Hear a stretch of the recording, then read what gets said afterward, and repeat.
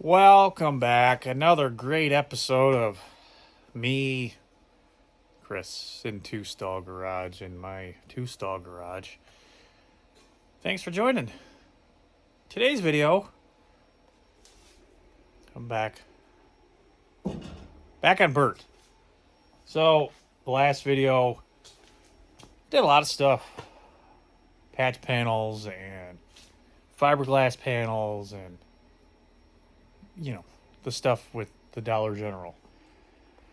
I didn't show it, but I got some stuff and some primer. Just because, a tie build primer. Anyways, today we got to get this door figured out. And I think I'm going to start with vacuuming it out because it's just covered in cobwebs and spider webs. Also, I'm going to go through and kind of suck up some of the excess dust that's been accumulating on the inside of there since I got the vacuum out. But we got to rip this door panel off.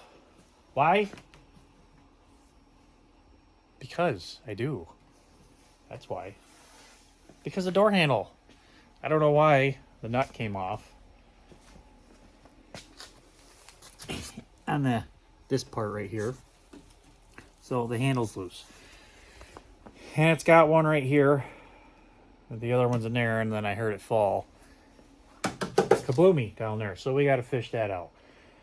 Also, while we're in there, we'll check out some stuff, some miscellaneous components, such as the lock mechanism. Make sure that is fully functioning properly and stuff.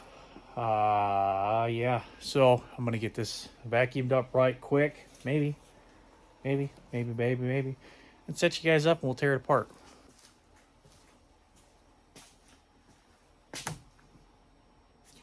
So nothing new here.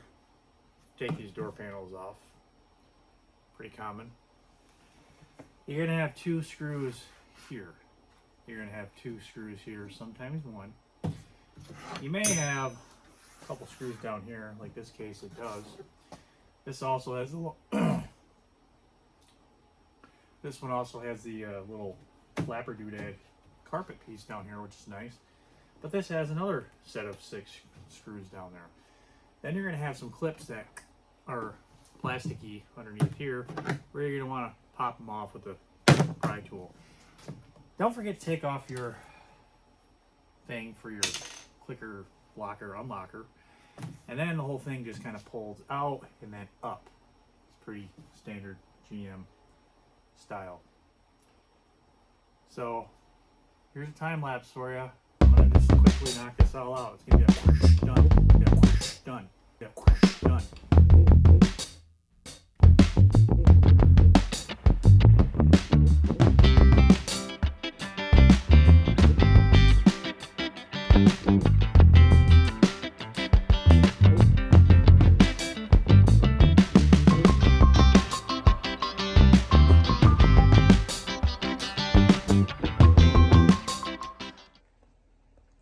Quite strange.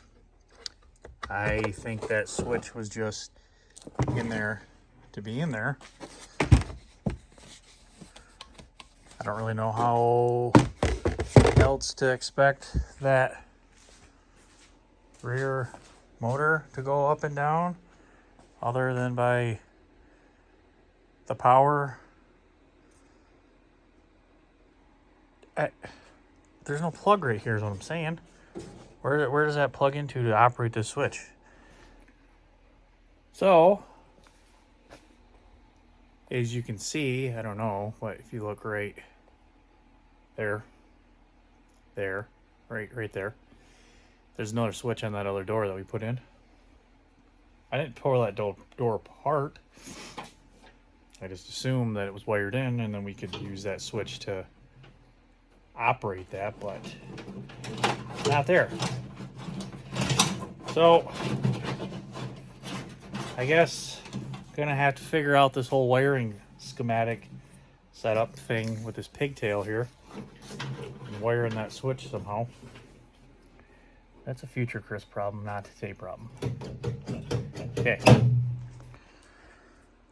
So the mechanisms are all pretty much the same. That's going to get lubed up because it's pretty dry and crusty.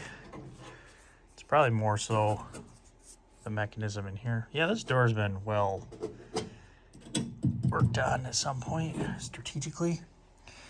So there's our screw that's missing. So let's see if we can fish that out, wherever that ended up. Put some Loctite on that, make sure that's snugged down. Yeah, and then I think we're going to hang the door. I'm going to leave the door panel off, I guess, now. Just for that reason. Cool. Where did you go, screw? I know I heard you fall down there. Where'd you go? There you are.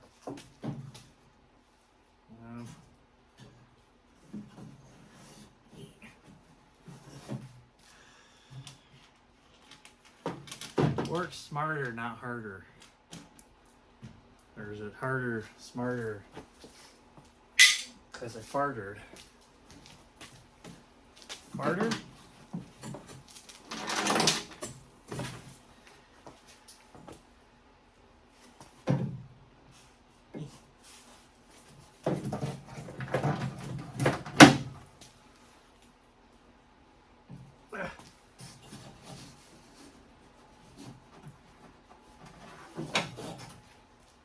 Gotcha. I got her. Got it. I'm gonna clean these threads up, and looks like somebody already put glue on it to try to hold it.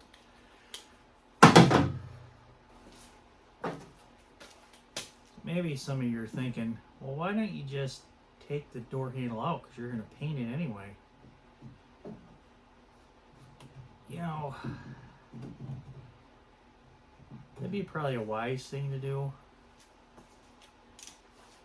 I'm not going to, though. Mainly because I'm lazy. And what I have discovered is taking these door handles out to get them off this mechanism and get them back in, kind of a pain in the butt that I don't want to deal with at the moment. So we're just not going to worry about it. We'll just tape it off properly. That feels very loose. That feels like it's been blown out for a while. That feels like Chris is going to be changing out a door handle that I just said I didn't want to change out because it's stripped out. Or maybe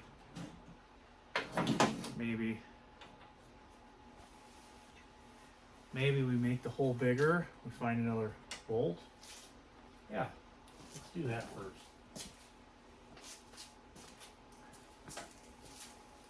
Time to go fishing in my parts bin. So as I was just saying before, why don't you just take the door handle off and paint the door? Because I'm going to now. Because I have this is the original OG Burt handle for the back door that I had in my parts box over there. And if we got to change that out, because if you notice, they got threads here, and it's got threads here. Well, those threads are all stripped out in the one that's in there. And like I mentioned, you can jam a piece of wire in there and kind of make it a bigger area, then cram it in there.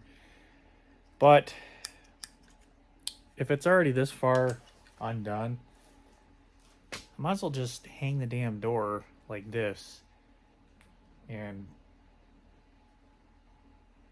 paint it with it off, and then reinstall it when it's painted. Like I said I was going to. Stop yelling at me. Okay. Sounds like a plan.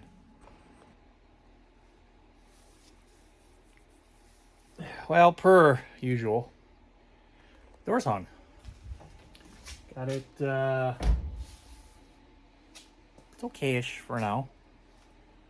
Front door kind of does its thing. So, lines are okay. Start bolting on the fender, getting it a little bit tighter. We got a tight gap up here when we're pushed up and over.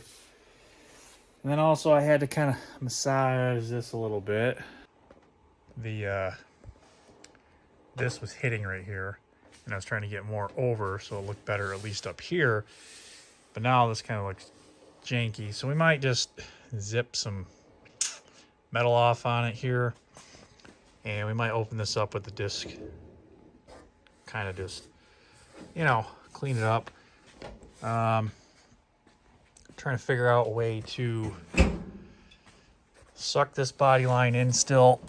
It's got to go in just a smidge. If we can't, might just put some fiberglass filler on it, and then once everything's tightened up and the lines look good, we'll just, you won't even notice it. But that's going to be a little bit future down the road if I decide to do that, because I mean, it is the rest of the vehicle. So we'll probably just bolt it up, get these gaps so they're at least somewhat better. Call it good, because the whole point of this thing is to quick fix, down dirty, Dollar Shop, Dollar General body shop. Yeah, that's what it is. All right, so now something totally unrelated, because I'm sick of doing body work, and I got strikers in and the doors are closed. That power steering pump. To the untrained eye, it looks fine. If you look closely though, you can kind of see the alignment is just, it's off. How this thing has gone this far, it's actually tweaked pretty solidly. How it's gone this far without throwing that belt as many times as it did. It's pretty impressive. Anyways, that belt is getting worn, and I think that's the one that threw when I overheated, I don't know, a couple months ago. But I had to rig this thing up. Shocking, I know. Well, the lower tab, one of these tabs, I don't remember which one, broke. And it was just kind of like flopping around anyway. So I had to secure it up.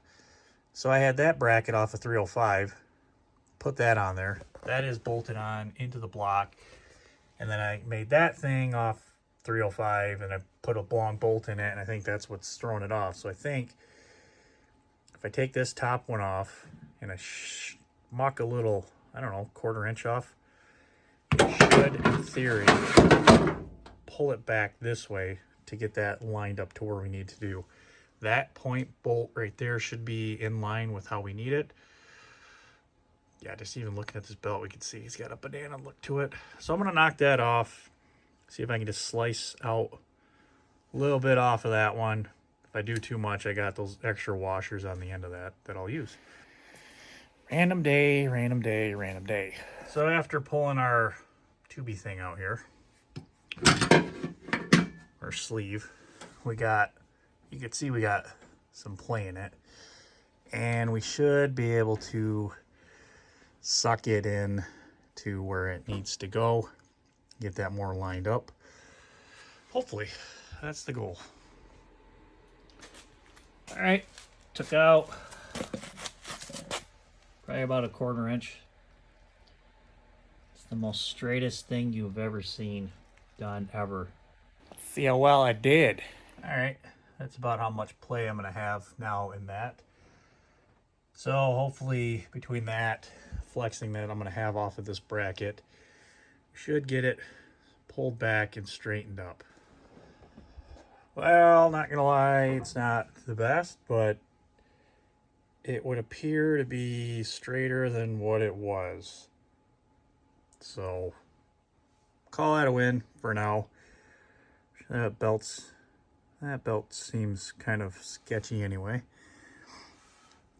But oh well, we'll see what happens. Well, hey there. Me again. I'm not sure where I left off on this thing, but we're back at it again. It's a new day. Fender door, first coat of primer. This back side is about skim coated up good enough for what I'm going to do with it. I'm working on this back passenger side door. Got the trim molding yanked off of it. I got some holes I got to fill up here really quick with some fiberglass filler, because there was that trim piece that was right there, and Burt doesn't have the trim piece here. It has it more up here and down here. So that right there, it needs to be taken care of. So I'm gonna take care of that, and I figured, well, while I'm at it, I got this huge dent right here where someone opened this door into, looks like a pole or something, like gas station. BAM! What are you saying? BAM! BAM! Yeah, that happens. I'm gonna try to hammer and dolly that out. Not gonna get it perfect because that whole body line strip thing's gonna go in here. And as you can see, it creased. All I'm really looking for is more here. Maybe we'll put a coat of filler on here and get it straightened up. As I've mentioned numerous times,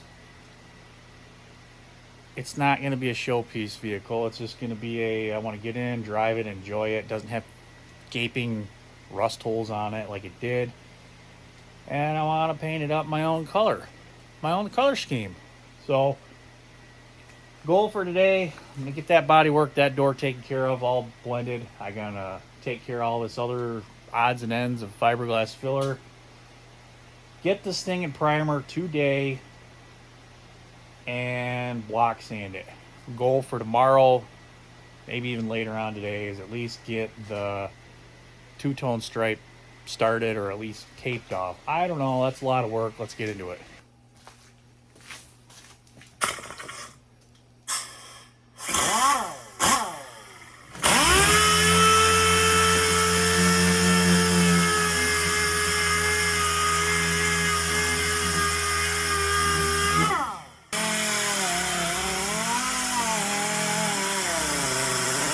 So you guys just saw there, I was getting most of this pinstripe off.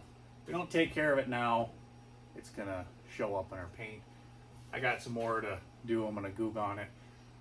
I went at it with the DA on the spin wheel. I didn't want to dive into the paint too hard because, you know, those gouges, you're gonna take care of those, and I don't really want to take care of them. Secondly, it's got all this urethane and double-sided whatever glue that it was using on this trim piece here. I'm gonna take a razor blade and kind of just,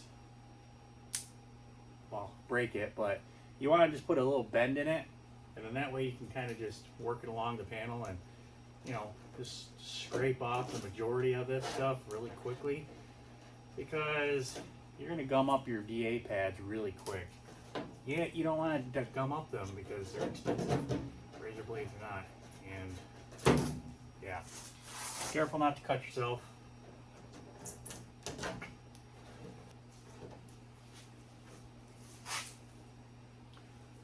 So they also make a thing called a eraser wheel. It's a giant eraser on die grinder. You can get that all off of there, but I'm too lazy to go get all that stuff.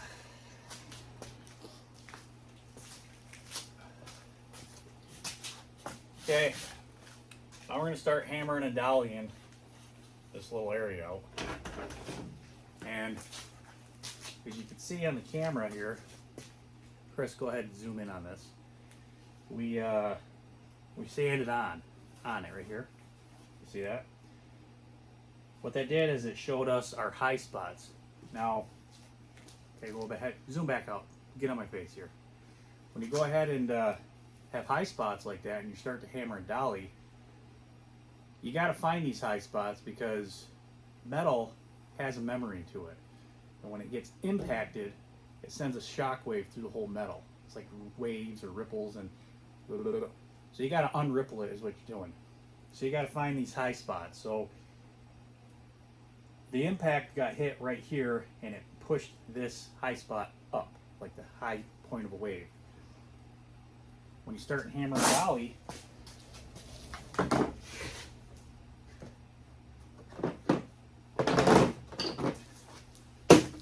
what you're doing is you're putting the dolly on the back side of this, like a smooth piece of metal, whatever form it needs to be to get that shape, and this, of course, is going to be a body line, so it's going to be a pain in the ass.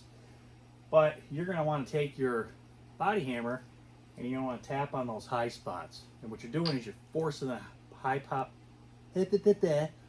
point of that wave down and forcing the metal back into the low spots, pushing it back up. So you're reforming the area is what you're doing. So that's why you hammer and dolly it. If we work this stuff enough, we could probably get that totally out. Wouldn't even have to use any filler, but because I'm lazy and I worked in a body shop, and body shops are all about production, any of you body guys out there know, you're just going to get it close enough to make it look good, and then you're going to slap some plastic filler on it and then call it good. Unless you're Jesse James, don't argue with me. Anyways, so let me get my meat in here. I really can't because we have the mechanism for the striker and the window. Let's see if we can maybe get it in there.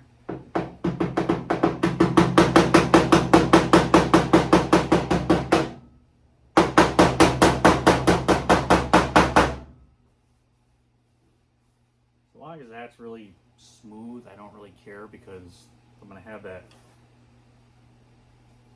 body molding on it. It's going to cover it up anyway.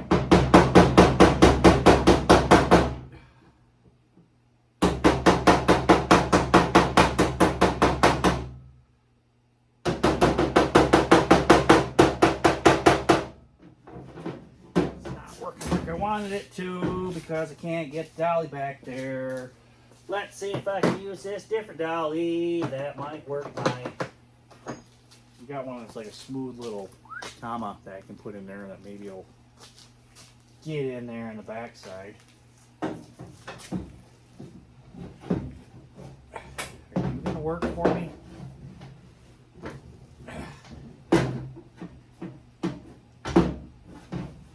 No, it's not gonna work. Well, shucks. I guess maybe I'll just work it a little bit more.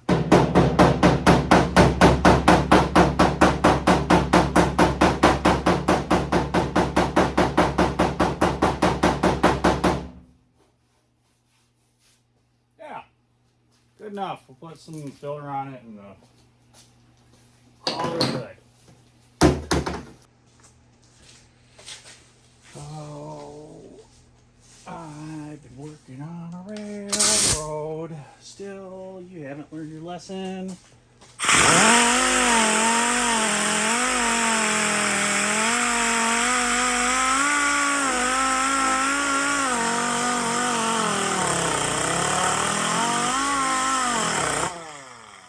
You can see where I put my little dents right there, and there's a low spot right there. That's where the dent is still, right in the low spot. All that's high. Yeah. I'm going to try to, I guess, slather it and rebuild this a little bit. But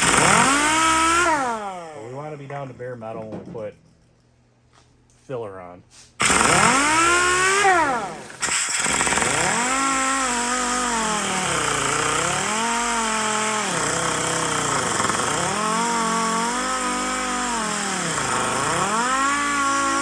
So I may be wondering why my DA is sounding like it's about to die. If you've been around any automotive bodywork channels, you've heard them say don't put heat into the panel. And just by me having this on low like I did, this is warming up. So we're trying to keep the warp out of it as much as we can. Because it might not warp here, the heat might transfer over to here, and then we're kind of screwed. So slower speeds, the better. I'm going to go ahead and DA this out just a little bit. Get kind of a feather edge going. If you don't know what the feather edge is, you can see bare metal, some kind of a sealer, another primer, sealer, base coat, clear coat right there in those three little edges. And when you run your finger across that, you can't feel it. So that's what you call a feather edge. So you want to feather edge your paint so when you put another top coat on it, if you can't feel it, you're not going to see it. That's the theory. So I'm going to DA this down with some 80 grit and we'll slap some filler on it. Well, lots has happened since last update. We got the fiberglass, the fillers on the holes that were on my door there. Got that dent, first coat on there. Also, I went through Bondo, another coat of fiberglass filler because it was bugging me. A couple coats of fiberglass filler on the tailgate again, and recently down over there, and then the last coat of Bondo, hopefully over here. That is drying, tacking up, so we're good. So what I'm working on now is the hood. Now, I bought this hood. Kind of surprised at this color. It's actually the same color as the passenger side fender there, but I didn't buy them from the same guy. Well, whatever. It's starting to do the you better do something or we're gonna have issues. Holes, rust holes here on the bottom, the understructure. But if you guys remember on the blue one, or if not, my blue one is all cattywampus eating through on the out sheet metal here. So that stuff with the little rust I can tolerate. Yeah, overall it's not bad. One big dent on the other side. I'm just gonna let it ride because I don't want to do any more Bondo work. So I'm gonna do what I did on this fender. We're gonna just really quickly use the scratch pad and scratch pad that, and then I'm gonna soak that thing with some black spray paint. Go. Well, I have made that magical spot of I really just don't care anymore. Worse than before. That Bondo, where right there. She sanded, she's good. I'm calling it good. That one right there too, good. Lower part, done. That side, done. Another coat of Bondo up there, that's done. Back on the tailgate. Shit. I missed a spot. Missed a spot. Right there. Can you see it? I missed it. I gotta say that. Got up there. That's good. Got down there. I gotta do a little bit more down there. So, what I want to do while I'm over there sanding and over here doing this stuff is I got this sandable primer. Now, if you don't know, Bondo, plastic filler, fiberglass filler, icing, any of that kind of stuff that's automotive related, it's gonna absorb this, like really, like now. Let me show you. You may or may not be able to see where I put plastic filler. So that's normal. Don't get all worried about it because that's normal. However, I like to do, when I do like this, as you see, put one coat on there, let it just soak it up and dry and do whatever, come back, put a big, thick coat on. Because we're not putting a sealer on this. And if you don't put a sealer on certain paints, you get like those Bondo spots you can see through, depending on what you're doing in painting. Base coat, clear coat, whatever. So I'm going to go through these spots that are done. I'm declaring them done by putting primer on them. That's it. So I'm going to do that. Well, a couple hours later, we're all sanded down, primed up. Doors are all done. I put another coat on here to get that dent out of there. Bondo. And down there. DA'd the rest of this door up. Primered it. Primered the fender again. Got another coat back here. When I was talking about too with the scratches, trying to get all those DA marks out of there, you can see them in there. We'll see if the high build primer does anything with it, but got another little skim coat up there. Back's all primered up. Got this side, another skim coat on this. I wasn't happy with it. Went through and primered up what I could. Here and here. Yeah, so that's still just tacking up. Also, it's nice out. DA'd up the hood. Underside was all painted, as we saw. That's all DA'd up, ready to go. And also, header panel, kind of DA'd it down and just shot it with some black paint. It is what it is. It's been up. It's not really the greatest, so I didn't spend much time on it. So what we got to do is not spend much time on this and get it done. May or may not have done something.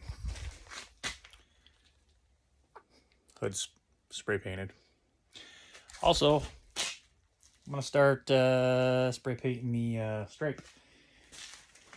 And for the stripey, I went with a dark charcoal gray. So we're gonna go black on the truck and two-tone this color.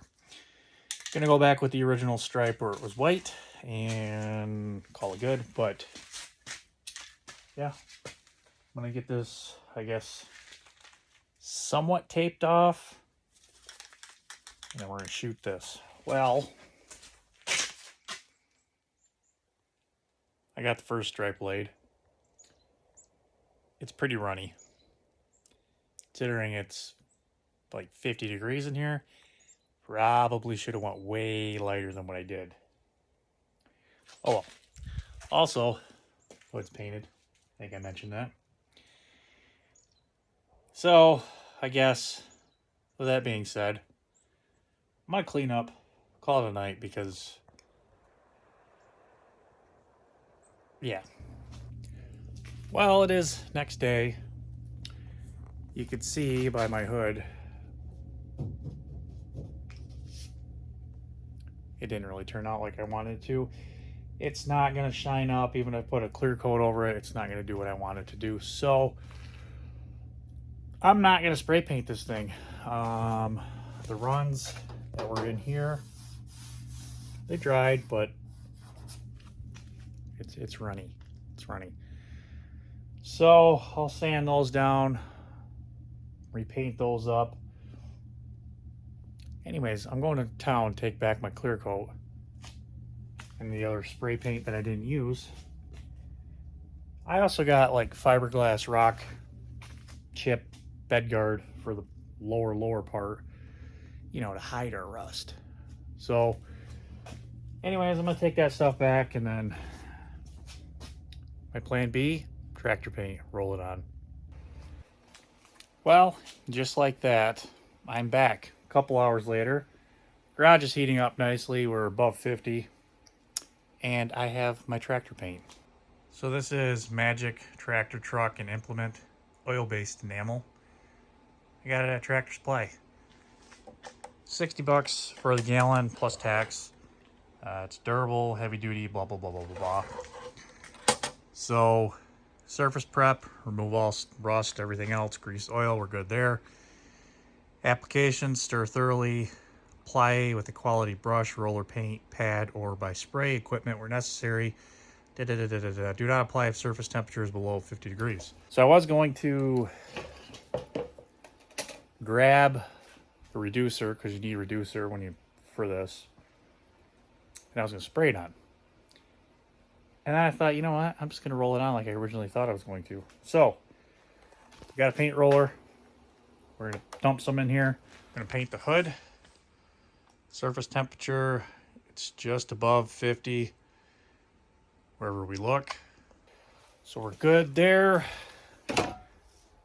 I'm going to get this poured up, smear on an easy coat, and see what it does.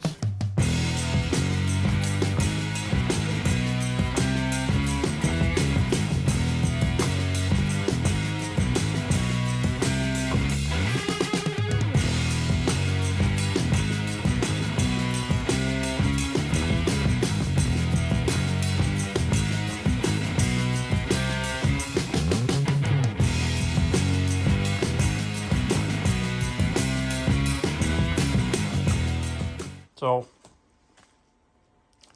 hopefully it doesn't dry like that, and it dries smooth. And this side, obviously, you just saw I didn't do, but then said it takes a couple hours for it to dry. I'm gonna be back with you guys here in a couple hours. Well, here I am. Hey. Oh, I got, stuff on my hands. Why is that, you ask? Well, I've been doing a thing. Oh.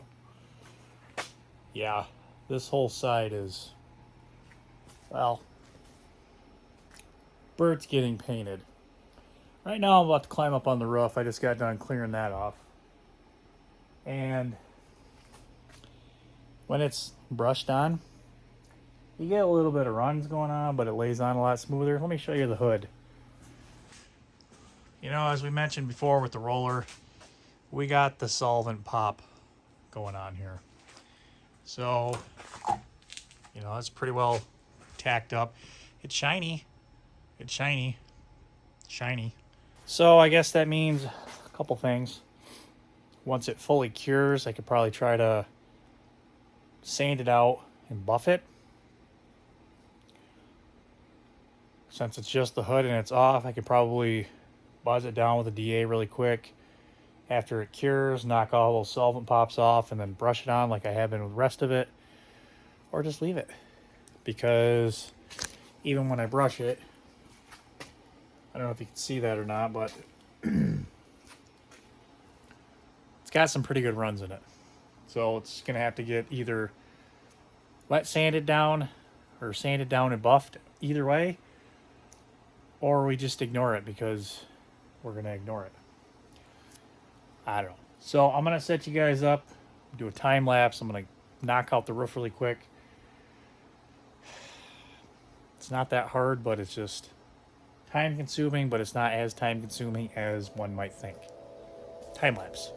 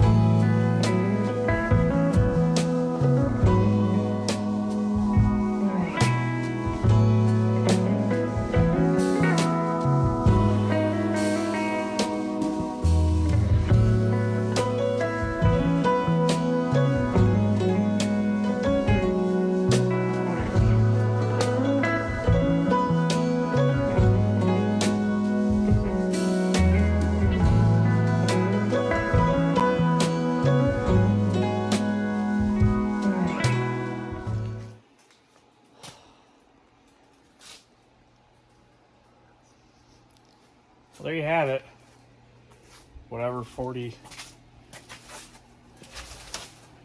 minutes or so. What is leaking all over the place? Must be oil. Anyways, 40 minutes or so. Top's all done. This side's all done now. Yeah. Can you see it? Yeah.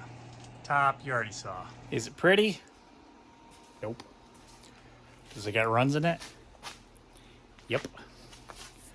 Did I have to put much effort into it? Nope. So, I guess we'll let this dry up here tonight. See how it turns out in the morning. Gotta tape it off down there. Actually, respray our stripe. Make sure to get all the runs out of it that we want to get out of it. And then for the very bottom, of course, I got rock guard. But Burt is getting a new life and coming together. So, I'll see you guys in the morning.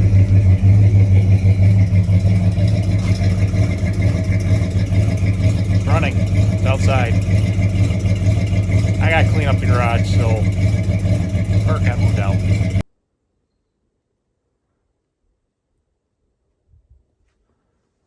What in the world is going on here?